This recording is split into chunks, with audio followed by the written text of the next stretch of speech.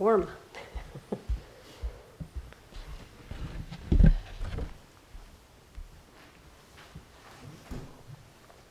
How's everyone doing? Good. How are you? Good. Good.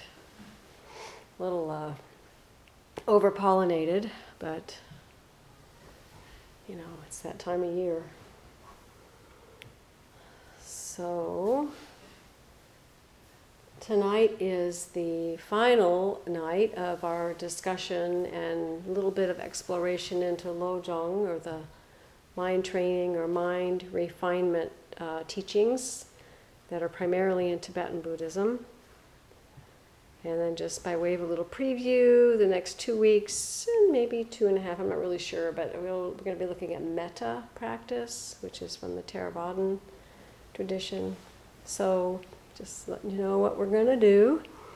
Does anybody have any questions or comments? We'll do a review of last week in a minute, but I just didn't know if anybody had any questions or comments, anything rattling around. Okay.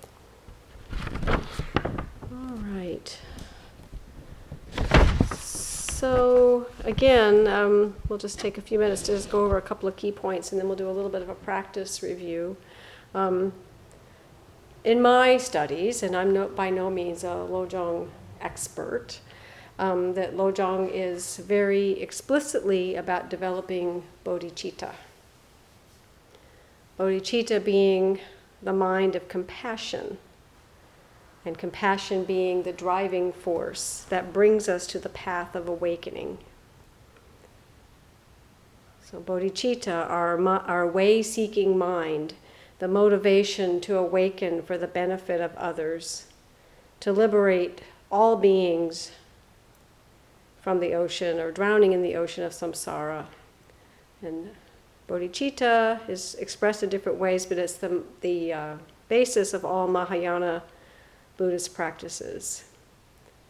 It arises as the aspiration to engage in generous, patient, wise, effective activity. And if you're in the class on Tuesday night, it probably sounds a little bit familiar, the 6 paramitas. So some people I have read anyway and heard that lojong feels kind of psychological and not really not much of a spiritual practice, or that it feels almost like brainwashing because you have these slogans that you memorize and work with. But I don't think, again, in the way that I've been working with it the last few months, I don't think it's that much different from koan study or daily chanting of sutras. You know, they have a way of getting under your skin and working with you. They're very direct, it's true. And, you know, I think I said in the very first class that it was Chogyam Trungpa who came up with the term slogans to refer to these phrases or these aphorisms that were developed in the 12th century. I think, you know, I don't know that much about him, but, you know, he liked that phrase. He liked slogan. It kind of had had a pithy, even though it kind of has a sense of advertising and, you know, but I think I said in the first class, if you think about how an advertising jingle sticks in your head and you sometimes can't get rid of it, I think that was kind of the point, you know, his point of choosing that word to refer to these phrases. So it's not that different from koan study or daily chanting of sutras. They stick in your mind. We'll just keep it in that kind of vein. And again, a key point is that training in the lojong does not eliminate difficulty. Of course, that's what we all want. I mean, I have anyway. But what we learn to do with this practice is to turn toward difficulty and transform it. I'm very fond of Norman Fisher's book about lojong, training and compassion, and he says the slogans can function as wedges to pry open our smallness. So I like that. I like that phrasing, wedges to pry open our smallness. And again, from Fisher, you know, because this is actually about compassion, believe it or not. You know, we're talking about developing compassion here. It literally means embracing the suffering of others. To embrace the suffering of others is to be liberated and opened by that suffering to the point of finding love. But compassion is impossible if we can't learn to bear our own sufferings and difficulties. if our old habit of denying and running away continues to have its way with us. So the practice of mind training, the practice of lojong, begins with the effort to turn toward difficulty rather than away from it. To turn toward difficulty rather than away from it. So we'll review the four preliminaries, which we've done the first and second class. We'll kind of review the phrases of absolute bodhicitta. We'll do a brief Tonglen practice, and that'll kind of, again, I'm sorry if you weren't here. I think these are recorded, yes? Okay, so they're available online. I don't want to watch them, but you might want to. We'll review the, and then you can have a. I think it'll be okay that you haven't done the other classes if you just do tonight in terms of the Tonglen. And I'm thinking I might have forgot to bring something. Oh, what a dork. Oh well. We'll not worry about it. So, the four preliminaries. I just invite you to take a zazen stance. Just going to sit for maybe 10 minutes, 10, 12 minutes at the most. And I'm just going to kind of go through these four preliminaries. And the four preliminaries, before we begin, they are, the way that Fisher phrases them is the resolution to begin, the resolve to begin practice. We reflect on these four things, the four preliminaries, as our commitment to practice. This is what brings us to our commitment to practice. And then we reflect on some points of absolute bodhicitta, which is our aspiration. Our aspiration, it's kind of the lofty ideal part of practice, the vow to awaken, to liberate all beings. And then the Tonglen is one piece of the relative bodhicitta, or the practical application. And we'll have time for more questions once we go through that. Yeah, the sun we love it, but not in the eyes. Yeah. As I get older, this light is really sensitive, so thank you. Okay. So I'm just gonna not worry about, I guess I could go get the bell. Actually, you got it right there. So maybe you could just ring it just softly once, and then I'll signal to you when we're finished reviewing these things. Okay, perfect, thanks. Okay, so when you're ready, go ahead and ring the bell to...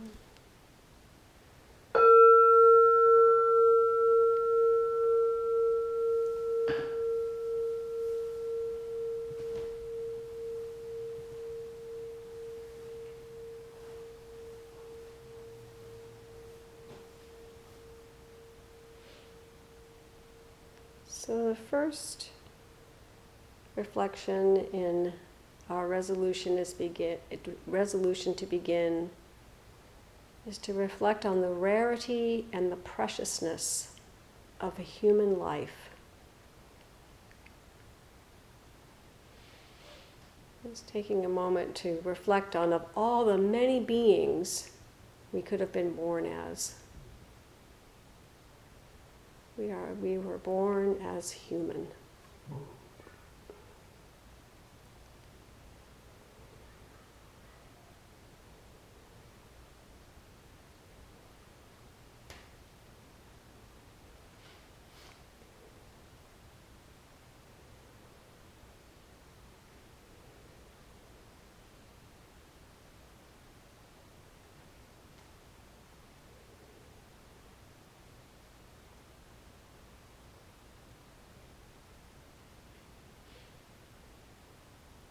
And the second reflection is the absolute inevitability of our death.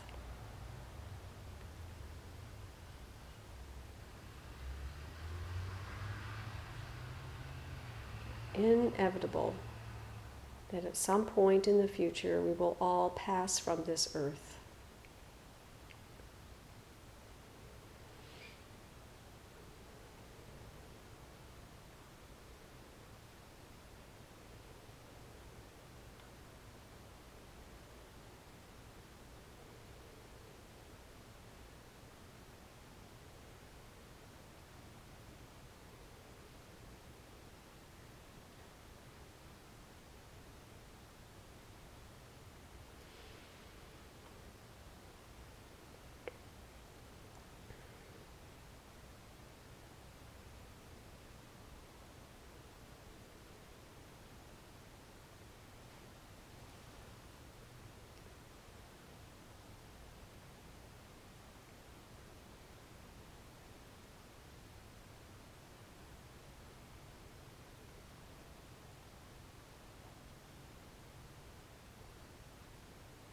And then the third reflection is the awesome and indelible power of our actions.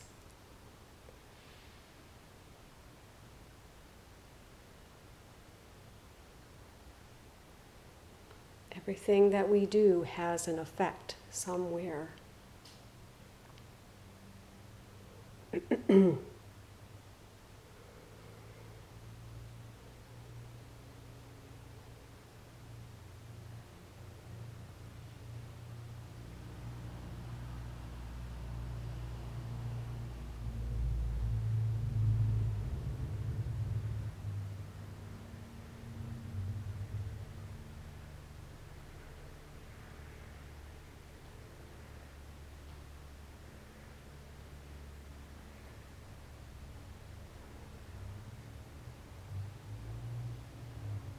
And then the fourth reflection in our resolution to begin spiritual practice is to accept the inevitability of suffering. All human life is marked by suffering. It's part of the deal.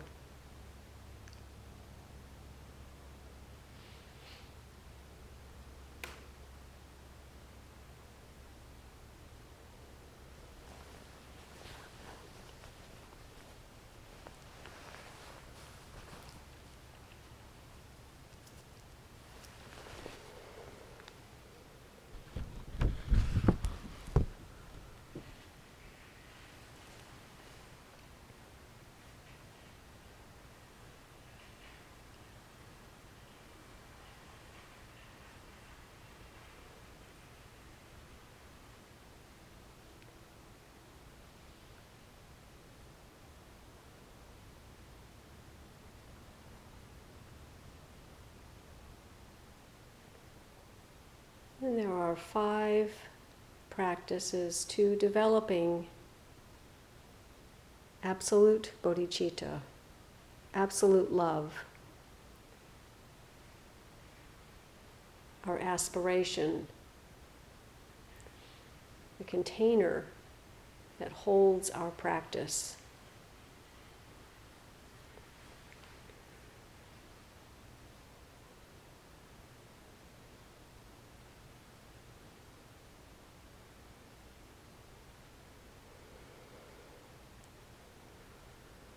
First being to see everything as a dream.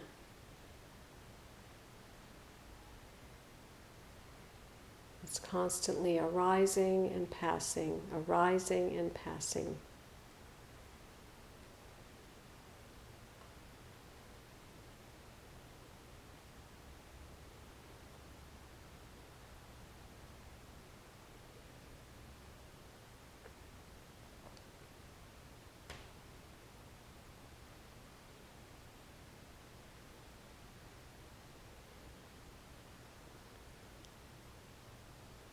Secondly, we examine the nature of awareness.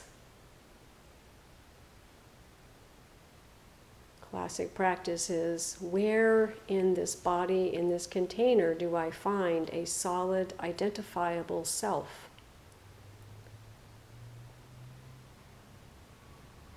Where can I point and say, this is me?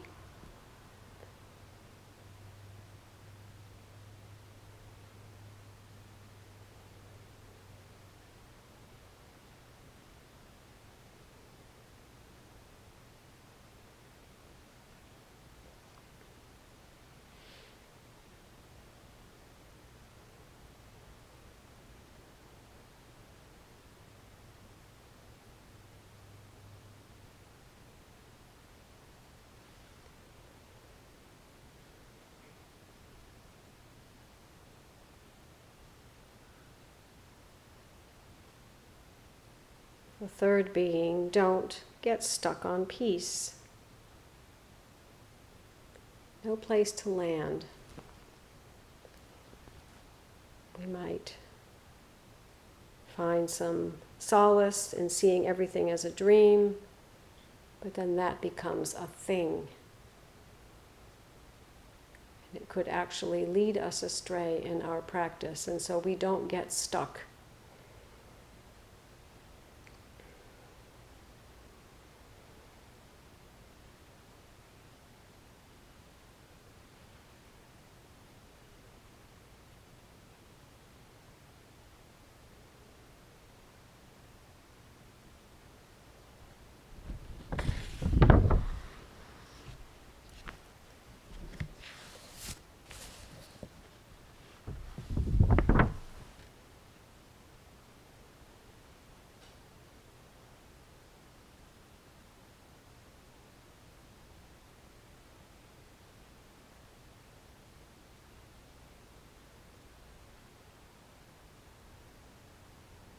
Fourth, we can rest in the openness of mind.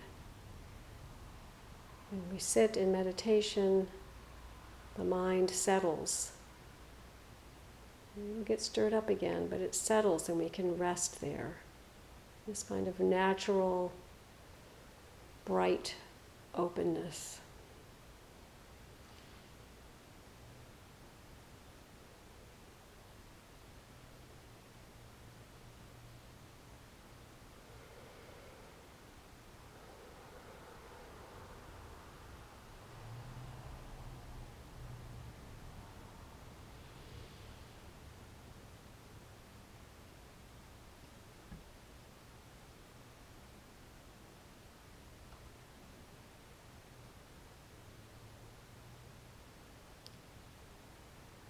And finally, the teaching encourages us to, in post-meditation, to be a child of illusion.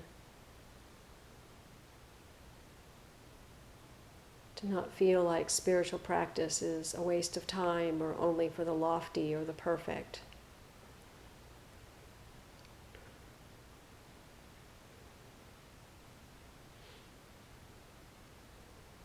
And I like to add the component of awe and wonder at this human life and at this planet.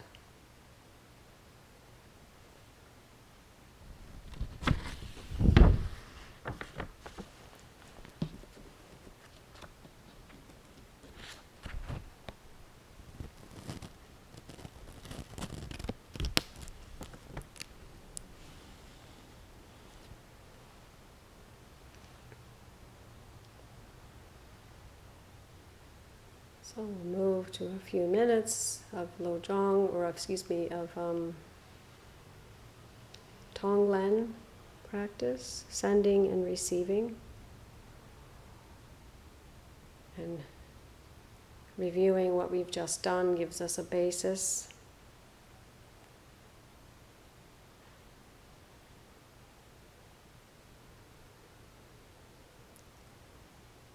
So what we do here is we imagine in whatever way makes sense to us, we breathe in difficulty, whether it's our own or someone else's.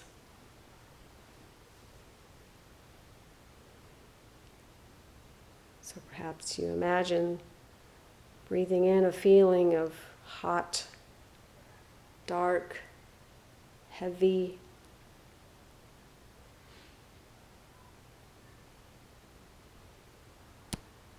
smoke or goo. Just find an image of difficulty that works for you. Some things, maybe I was sharpness, like breathing in glass. Something that feels difficult, because we're breathing it in not to martyr ourselves, but to transform it. And so when we breathe out, we release cool, light, bright, a sense of freshness, relief. So we'll just take a few minutes to just practice. It takes practice breathing in hot, dark, heavy, sticky, and breathing out cool, bright, light.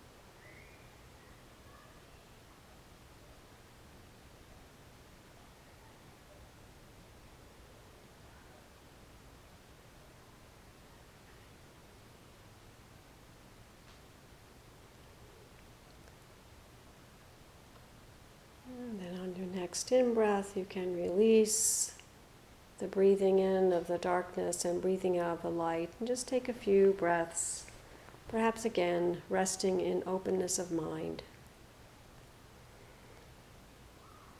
Just as a place of refuge.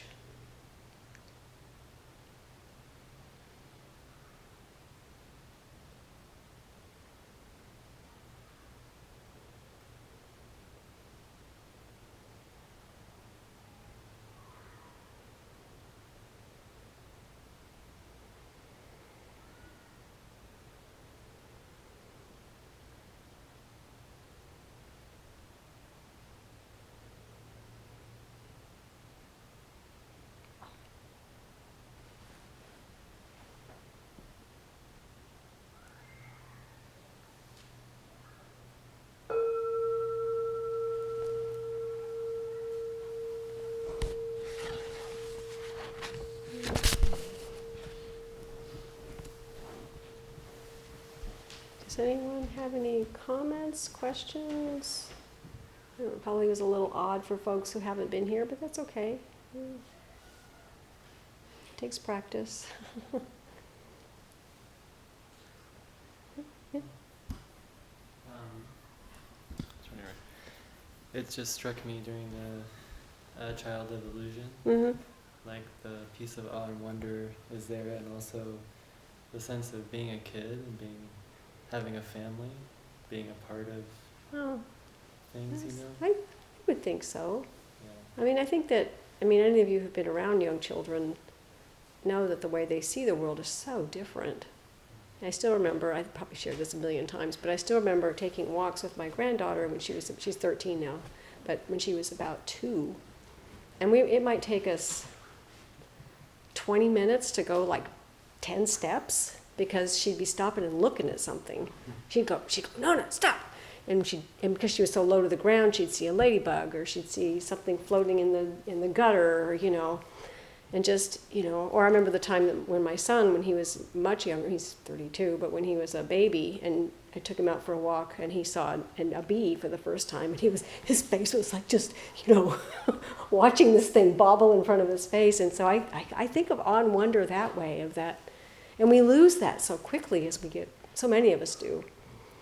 So I think we can't, I don't think we want to forget that part.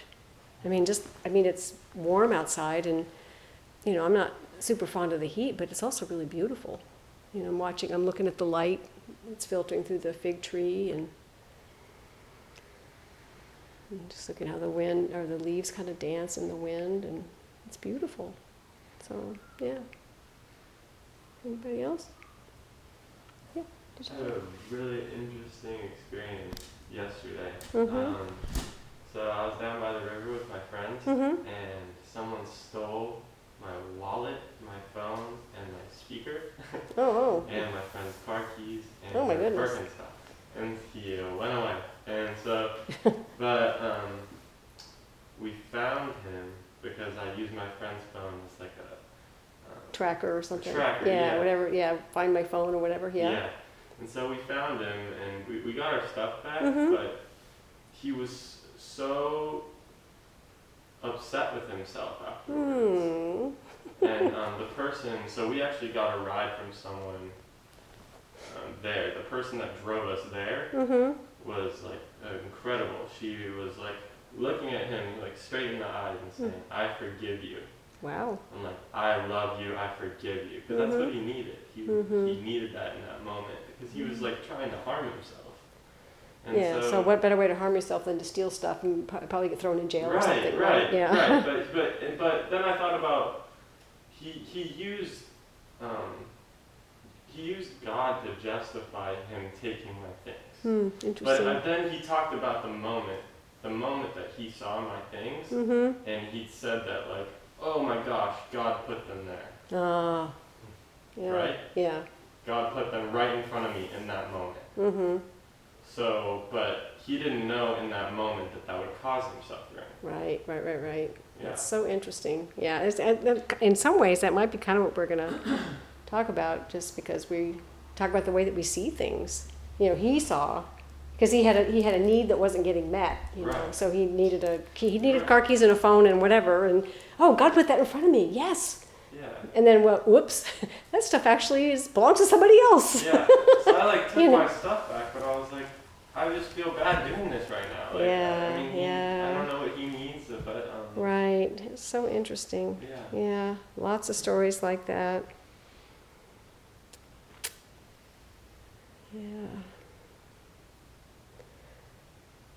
Well, that could be an interesting, backdrop, because, again, I'm kind of riffing some of this off from Norman Fisher, but I'm not using his words, so. But he gave a really good talk on Vimeo, I think, if you can find it. Took me a while. I found it once, and then I couldn't find it, and then I found it again. But it was about using a subset of slogans to work with anger. And I'm kind of taking it that you could work with any strong emotion, so you probably were angry. When I first saw my stuff was going Yeah, you were like, angry, what? sure. You're like, what, blah, blah, blah, blah, blah, blah, blah, and any strong emotion like that. And so I want to start by saying, I want to get the quote right that I had from last week, the quote from Shantideva. All the suffering in the world comes from seeking pleasure for oneself. All the happiness in the world comes from seeking pleasure for others. What do you think about that? All the suffering in the world comes from seeking pleasure for oneself. I don't necessarily buy that. Yeah, no, and I think it's interesting to explore it, Well, it's an important. Yeah, Absolutely important. yeah, I agree To what too. degree, What degree is all? I think you have to have a balance. That's what I think. Yeah. But You it's know. a good point.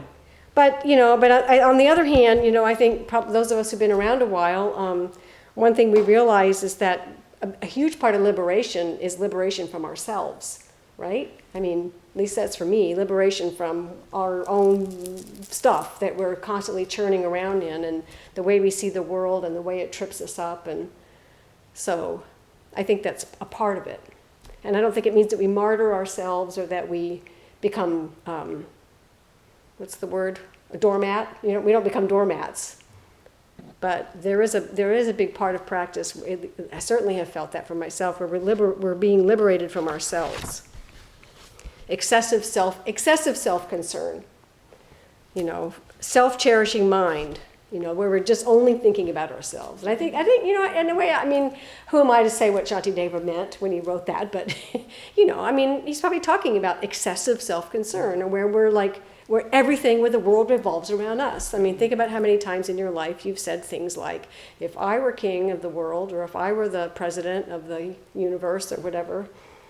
It's like, I don't know, when my kids were little, how kids, if you have siblings or, have children, how they get in wrangles when they're young, and they pretty much don't make any sense. But I think my daughter said to my son, she's older, she said something along the lines of, you have to listen to me because I'm the boss of the world. And he comes running to me crying, she's the boss of the world. I'm just like, so, we all fall into those kinds of mind traps. And so I think what Shantideva is saying is the more concerns we have for others, not necessarily only for others, but the bigger our heart becomes and the happier we are. Yeah. I had this interesting thing that happened while I was talking to this guy that I have Mm-hmm. to share. Yeah, okay. So he had this scarf, Yeah. and he says, watch me pick up this scarf because it's the weight of a old-fashioned steam engine freight train. He picks it up, and then he sets it down, and then he hands it to me, Mm-hmm. and he says, you do it. And then I do it, and then I pick it up with ease because it's just a scarf. Sure. But he says, look, see, this is real. This is how it is. But I realized in that moment that for him, his only reality was his, and he was completely enveloped in himself. Yeah. And so, Yeah. and I think that's what happened in the same moment that he took my things. He obviously wasn't. He wasn't about me. He wasn't thinking about anything except he saw stuff that looked like stuff he wanted, and Right. yeah, and I think that's a really good example of perhaps. We don't know all the reasons, the causes and conditions for his, presumed excessive self-concern. It could be all kinds of things, and I'm not there to judge that part of it. But it seems like at least the way you've described it, seems like an example of where, this person is focused completely on his own stuff. And he may not be a bad person or anything like that. And I don't think anybody's talking about being bad or wrong. Maybe, at least I don't think so.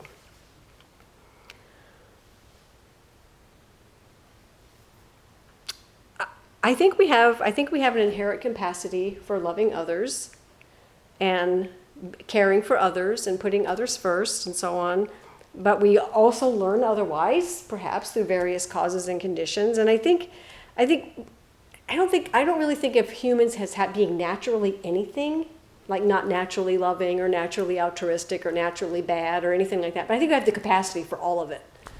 We have the capacity for all of it. And so it seems to come down to, what do we want to cultivate? And I think that's what this lojong practice is pointing us to, is what do we want to cultivate in ourselves? And there's all kinds of reasons, and again, pointing to your example here, why people end up the way they do. I'm thinking, because I work in inpatient psych, I'm thinking, it could be, some mental illness, it could be trauma, it could be just anything, and that kind of stuff is not, I'm not going there, but tonight anyway. But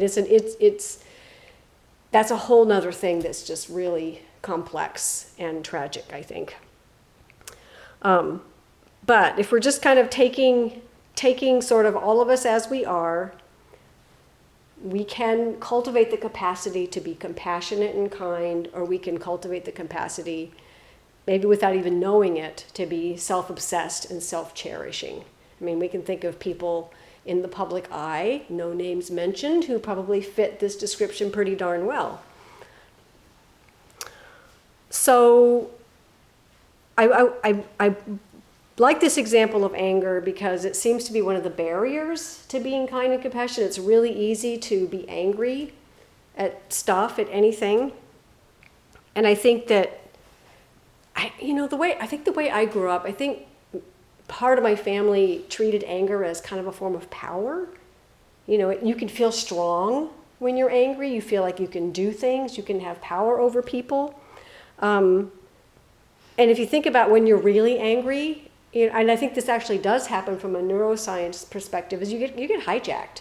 Basically, this reasoning part of your brain that could make clear decisions just gets hijacked by the lower parts of the brain. And so, and think about how anger feels in your body. You have that. I mean, just think about that for a minute. If I don't know. I mean, there's plenty of stupid examples out there, right? Maybe how you felt in your body when you noticed your stuff gone. Yeah. You're like, what? And you're tense, and your breath, you're like, your heart starts to race, and your breath is kind of high and tight in your chest, and you're looking around, where'd it go? Did I set it down somewhere? All that kind of stuff starts to happen. Your mind starts to spin, and then you figure out maybe that you get out the other phone and you start looking, where'd the phone go? All that kind of stuff. I break the phone. Yeah. Pardon me? So, there's plenty of this kind of anger in the world. Plenty of it. There's no shortage of it. But I think, going back to the silly example of being boss of the world, think about when we're thwarted in all these really small ways that happen to us on, probably hundreds of times a day. When someone cuts you off in traffic, your immediate response is to flip them off. Or, for many people, that's anger. You're thwarted. Someone, you wanted to go in that spot, and that car cut in front of you.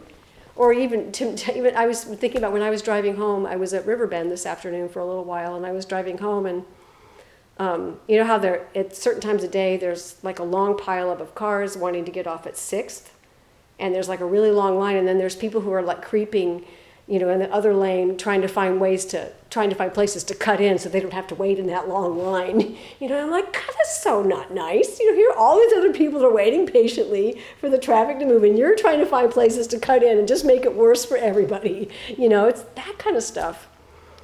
But that's just what I thought. Because, I mean, if I was in a hurry, I might have done it too. So you probably all can give examples of that, yeah? Anybody? Anybody want to fess up? I'm just kidding.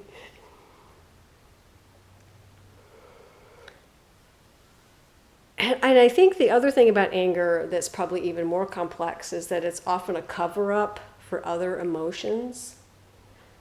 I mean, I feel like I want to give examples. So, I mean, I think about growing up. I always thought my parents were mad, and I always thought they were mad at me, because they seemed like they were angry all the time. And being a kid, I assumed they were mad at me, but I never could figure out what I'd done. They were just mad all the time. And then as I got older, I realized that my mother in particular, I think she was depressed. I think she had severe anxiety. I think she felt like her life didn't go the way she had wanted it to. So those things that I took personally as anger from her were actually a cover-up for a whole complex of things that I had no idea what they were. And I think that's true of a lot of people. I mean, your guy, probably being angry at your stuff being gone seems pretty clear, but your guy taking those and then all the complexities around that. So with the lojong slogans that we're going to look at here, they can help us to look more deeply at anger and other strong emotions, help us take more responsibility for them, learn to move past our habit energy, our habitual responses to things, and to learn to respond more creatively, to make a choice. How do we want to respond to this? How do we want to respond to this situation? Do we want to do what we always do, or do we want to do something else? And I think another point, and again, I have not been exhaustive to the literature, but I think in classical Buddhism, anger is generally viewed as bad, a bad thing. We don't want it. We want it to go away. And I don't know all the reasons for that, but I'm guessing it's, it was probably, I don't know. I mean, people are addicted to the rush. People are addicted to being intimidating. People are addicted to pushing other people around. And it causes a lot of harm. Anger can cause a lot of harm. But I'm thinking, and I think there's probably some writing on this, is that if we can learn to work with our anger, to look at its underlying causes, to see it for what it is through practices such as lojong, not only lojong, is that we can actually learn to channel it and purify it and not be pushed around by its destructiveness. Maybe we can use it as a force of good, kind of in a skillful means sort of way. I'm not necessarily going there tonight, but I think discussing some of these practices can open the door for each of you to explore that for yourself.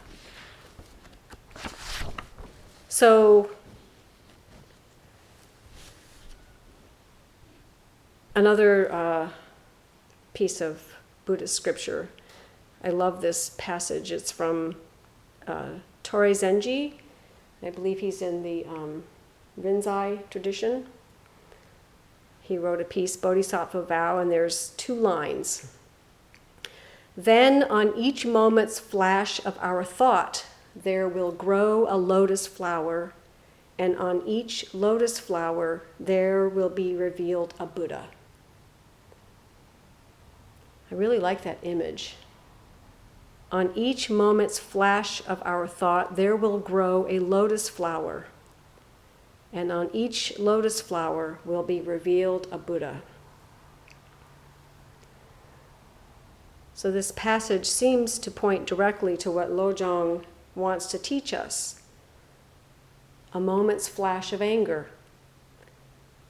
A slogan offers a lotus flower, and working with the slogan can reveal a Buddha.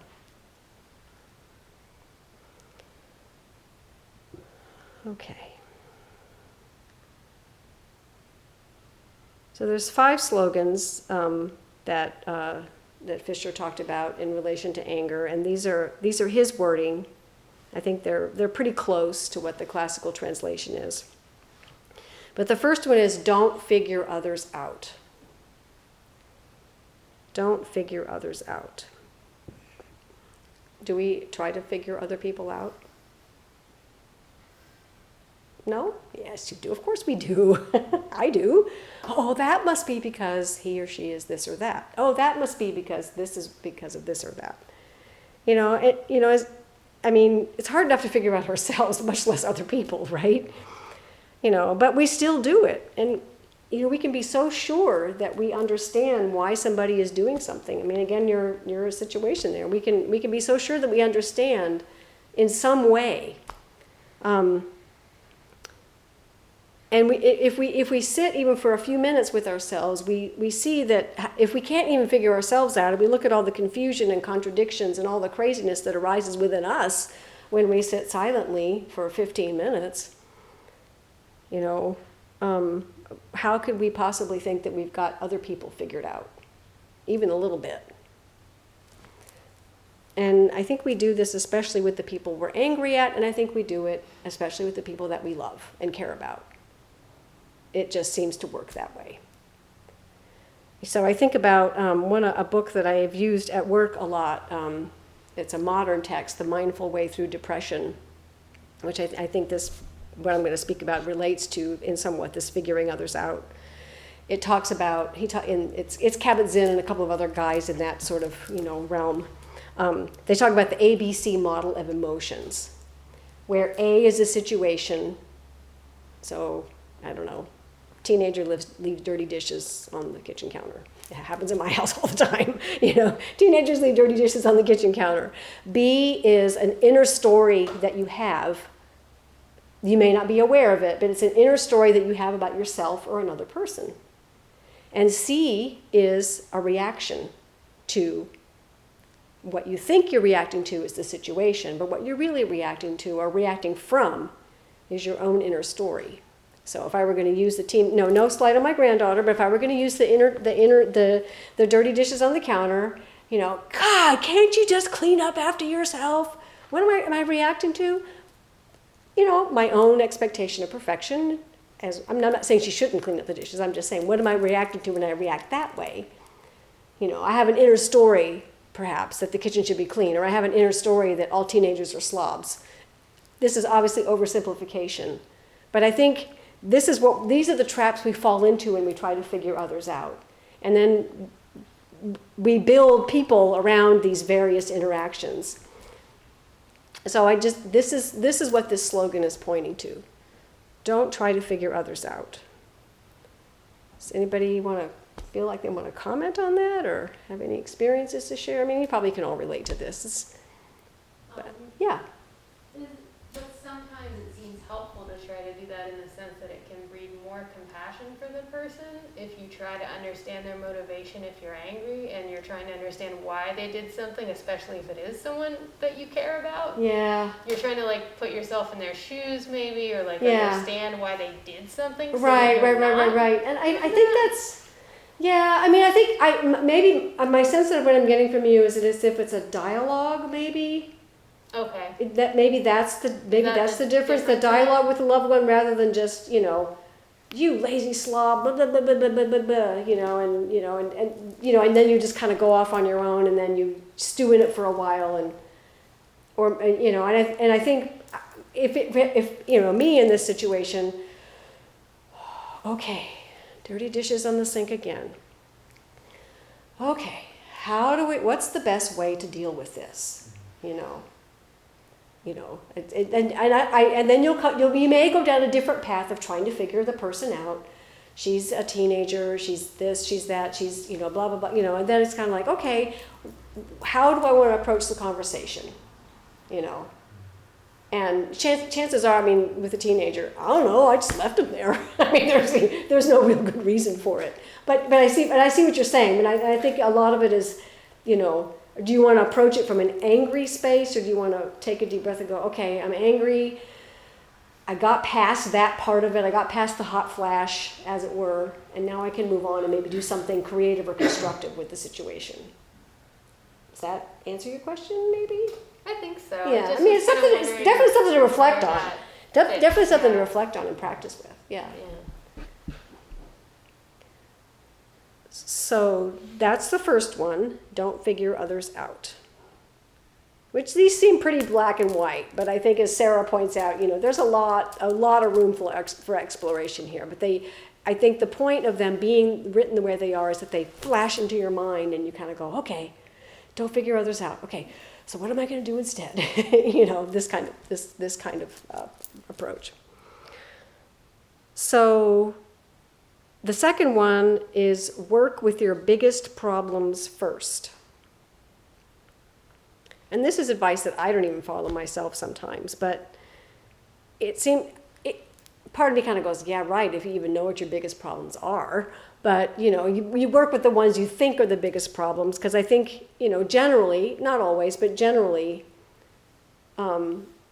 if you keep working with the little stuff, you may never get to the big ones, because you're just kind of like, oh, I'm doing okay. I'm working with all these little ones. I'm doing good.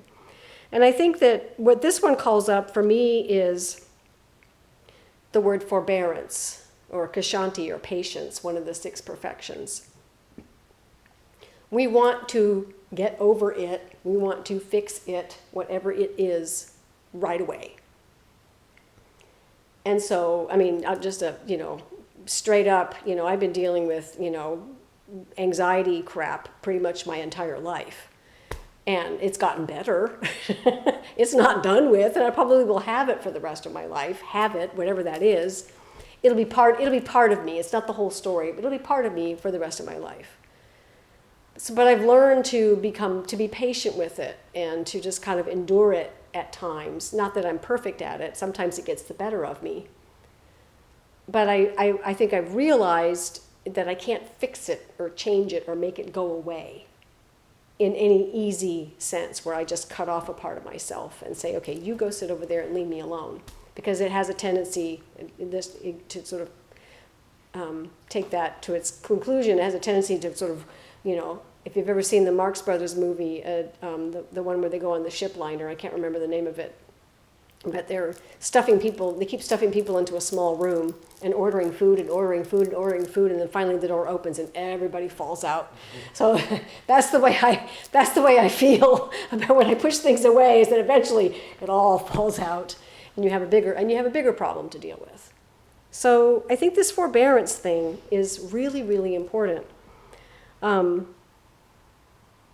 I think what working with the biggest problems first is asking us to do is to develop the capacity, practice, in body, breath, and heart to stand with our difficulty, to stand with any difficulty and not act or not act out right away. And then even more or worse, we rarely are able to lash out or be truly angry with the people that we really are angry with. I don't know. It's the classic thing of, the man comes home from, this is from the 50s, if any of you remember this kind of stuff. The man comes home from work and he's frustrated at work, and so he kicks the dog. The dog's done nothing, but a dog is an easy target to take your anger out on. Well, we do this kind of stuff all the time. We take our anger out on other people. We gossip. We take pot shots. Think about how people get so angry on social media. What are they really angry about? Or in the case of people that we live with and love, they act terrible at home because they feel safe. And then you see I remember this when my kids were little, they'd see them in public and they'd be so polite and considerate. And I'm like, who are these kids? It's just because they're good kids. I'm not saying they were bad, but they felt safe to lash out against somebody they knew loved them no matter what, But so I think what working with the biggest problems first in terms of anger is, rather than running away from it or lashing out or taking it out on somebody or kicking the dog or, punching a hole in the wall or whatever it is, we can turn right toward it, and we can feel it in the body and in the breath. And staying with the experience of it in the body, I think, is really, really fruitful. It's not always easy, but it's really fruitful. Staying with that. Another thing I've been studying a lot about is the vagus nerve, which is a really long, complex nerve pathway that starts somewhere in the base of the head and comes down the neck, and it has a myriad gazillion tendrils, especially down here in this part of the body, in the gut. I think this whole lower half of the body is all like vagus nerve endings, which is why we feel so much down there, because the vagus nerve is a huge part of how we feel emotion. But staying with that feeling can feel pretty awful. But that's where we can learn. We stay with that feeling and it starts to pass and things start to settle out a little bit. So I think this is, if we can take the physical expression of the biggest problem, and I don't think this slogan is talking about fixing it or changing it or coming up with a solution or a reason necessarily. It's not, or that's not the whole story. It's about feeling it.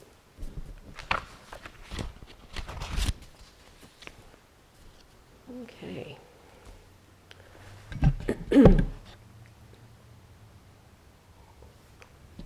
Feel free to pipe up if you have anything to say. And if you don't, that's okay. All right. So the next one, I love this one. Abandon hope. Abandon hope, all ye who enter here. Hope is really tricky, I think. Because in a sense, at least the classic sort of feeling of hope is wishing that things are other than what they are. Which also happens to be the classic definition of suffering, is wishing that things are other than what they are. So, I think, we want everything to be fine. We want everything to turn out all right in the end.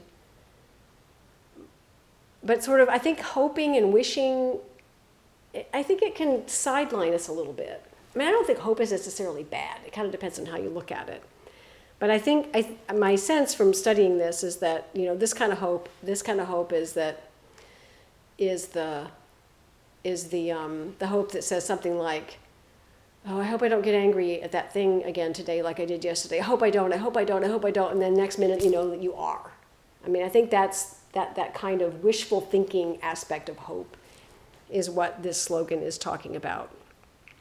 I found a really interesting article about hope a long time ago, in a completely different. It was I think it was by a chaplain at work, but not a chaplain who wrote it, but a chaplain online.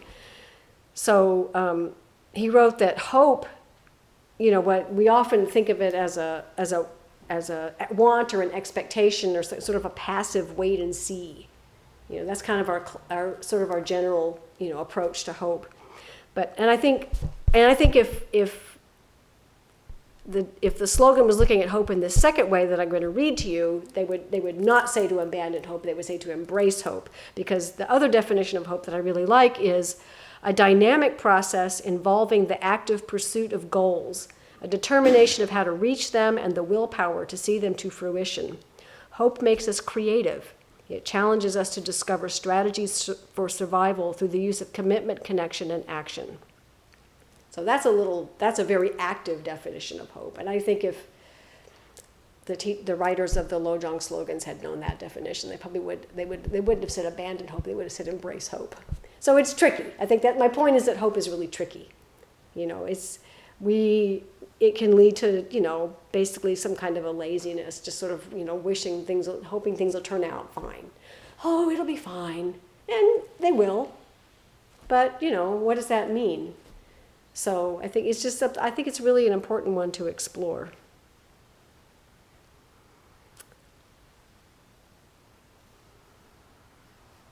Any comments on hope?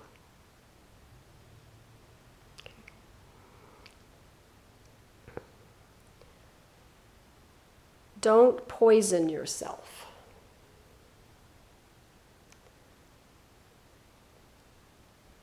In this slogan, poison is self-centeredness, excessive self-concern, which is destructive. In other words, we could think of the poisons as the three poisons: greed, anger, and ignorance. And if we look back to Shantideva, I think if we develop a wise concern for others that will balance self-concern, then that is a more skillful use of. We want happiness for ourselves, but we also want it for others. But we balance the two. There was a young woman in here with an infant a little while ago. I don't know where she went.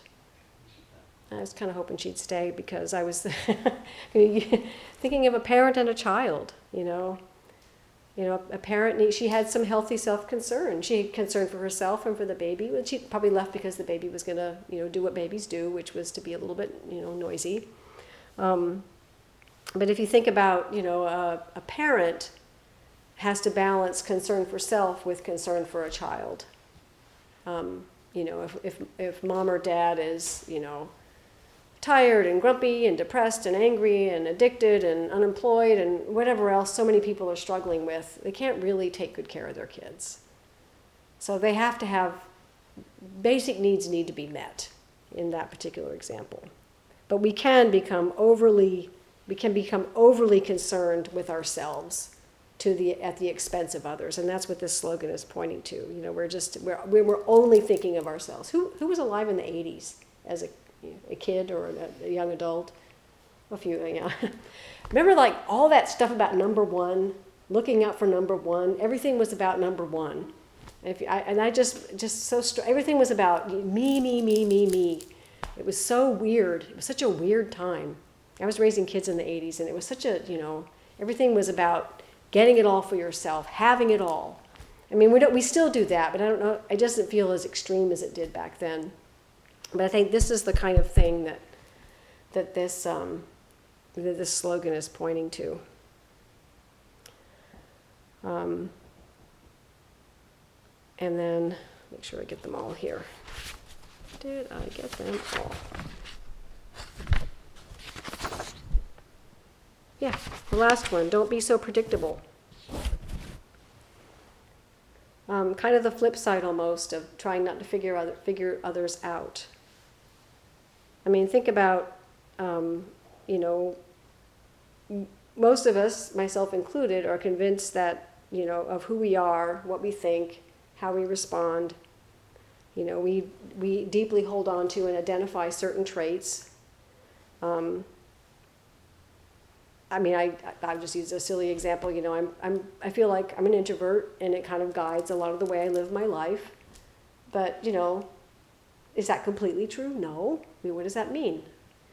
So how do I want to live that out, or do I want to just let go of it and express myself a different way? I mean, I'm going to hang on to it. I still think it's true, but but I'm willing to. But the point is that I don't have to hang on to it, or any other label I have about myself. Not being so predictable, we can step out of these habitual patterns we have about ourselves, and we can respond creatively. I think, and we all take pride in our labels, essentially.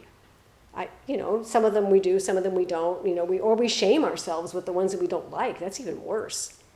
It's all of these things, all of these parts of ourselves are just part of who we are. They're never the whole story. And yet we can examine our habitual responses to things. Do we always, again, not the best example, but do we always flip somebody off when they cut us off in traffic?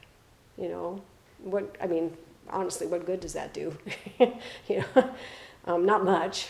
Makes us feel better maybe for a minute, but then whenever I do it, I feel kind of ugly afterwards. I thought, that wasn't very nice. That wasn't a nice thing to do. I don't know what action is that going to unleash for the rest of this person's day, So, if we think about, just think about in general, your habitual responses to anger. Do you lash out? Do you clam up? Do you disconnect? I tend to do the disconnect and clam up, sort of path. But, does it, or, conflict, just kind of, okay, I want nothing to do with this. This is not me. I'm going to make myself really small. Just think about our habitual responses to things and how quick they happen. And so this is what this slogan is inviting us to do. We can observe our response, and is it working? Is it helpful? Is it just about me and protecting my sense of self in a difficult situation? Would something else be possible? Does it feel good in the body or does it not? What thoughts arise? For me, I can think of, like if it's a difficult situation, the body, I feel hot. And I feel like, I don't want to be seen. I just want to hide, all those kinds of things. And they're not necessarily bad things or wrong things, but, would something, depending on the situation, would something else be better? And how could I cultivate that better or that different or that more skillful from this other way of being?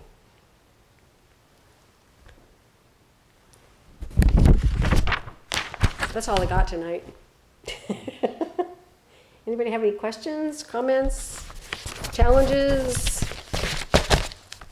And there's someone online? I don't see a video, but I see a name.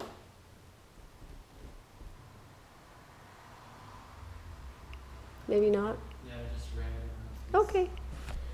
He's Okay. So what I didn't bring, and I thought I brought them, let me just look, was I had printed out little cards that had those slogans on them. And I was thinking that you all could practice with them during the week, like you could cut them out and you could set them on your desk or something like that. But I do have it as a PDF, and I'll send it, and maybe you could post it, and people could do that if you want to. I mean, I think it's just kind of interesting when you work with them. You know, you can repeat it to yourself, you can write it, you can stick it on a sticky note on your computer or wherever you spend a lot of your time. And you can let it really get kind of under your skin and settled in your mind. And then when a situation arises, all of a sudden, don't poison yourself, or don't be so predictable. You know, it just like arises, it flashes up in your mind, and you can kind of go, it kind of catches you, and you can kind of go, oh, what do I want to do then? You know, so I think that's kind of the point of practicing with these. And so I had them all printed out. It's so annoying. I think I was just in a bit of a rush to get off work and get myself over here. But I will send them, just send them to office. Mm-hmm. Yeah, and then they're written so that you can just cut them out. And so I apologize for not bringing them. Okay. Anything else? Thank you. Oh, you're welcome. I hope it was helpful, interesting, and or thought-provoking or something. Yeah. And next week, like I said, we'll do metta, which is another training in compassion, but very different. Yeah. It's a very different approach. So I hope to see all of you next week. Okay. Buddhang saranang gacchami.